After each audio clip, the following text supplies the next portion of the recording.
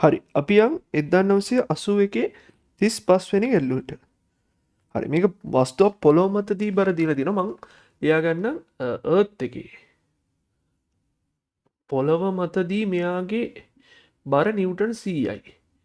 අපි උපකල්පනය කරමු සාමාන්‍ය පෘථිවියේදී ත්වරණය අපි හිතමු නිව්ටන් 10යි කියලා. හරි. එහෙනම් මේ වස්තු ස්කන්ධය අපි හොයාගෙන ඉමු. වස්තු ස්කන්ධය අපි හොයාගෙන ඉමු. හරි. දැන් අපි චන්ද්‍රයා මත බැලුවොත් එහෙම චන්ද්‍රයා මතදී බලය කීයද දීලා තියෙන්නේ? 17යි නිව්ටන් කියලා දීලා තියෙනවා. දැන් අපෙන් අහන්නේ එම අවස්ථාවේදී ත්වරණය කීයද කියලා. මුලින්ම අපි ස්කන්ධය හොයාගෙන ස්කන්ධය මෙතෙන්ට ආදේශ කරමු. හරි. මුලින්ම අපි ස්කන්ධය හොයාගමු. මම දාන පල්ලෙහාට f සමාන m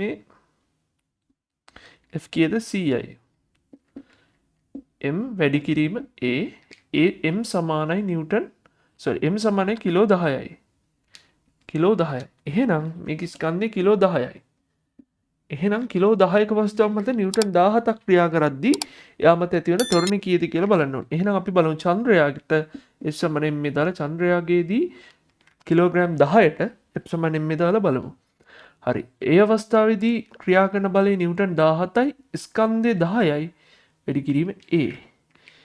ඒ කියන්නේ තොරනේ ඒ උක්ත කරගත්තාම එනවා අපිට 1.7යි ms ඍණ 2යි කියලා. 1.7යි ms ඍණ 2යි කියලා. එහෙනම් චන්ද්‍රයාගේදී කිලෝග්‍රෑම් 10 මත ක්‍රියා කරන ත්වරණය 1.7යි. එම නිසා ඒකට පිළිතුර අංක 2.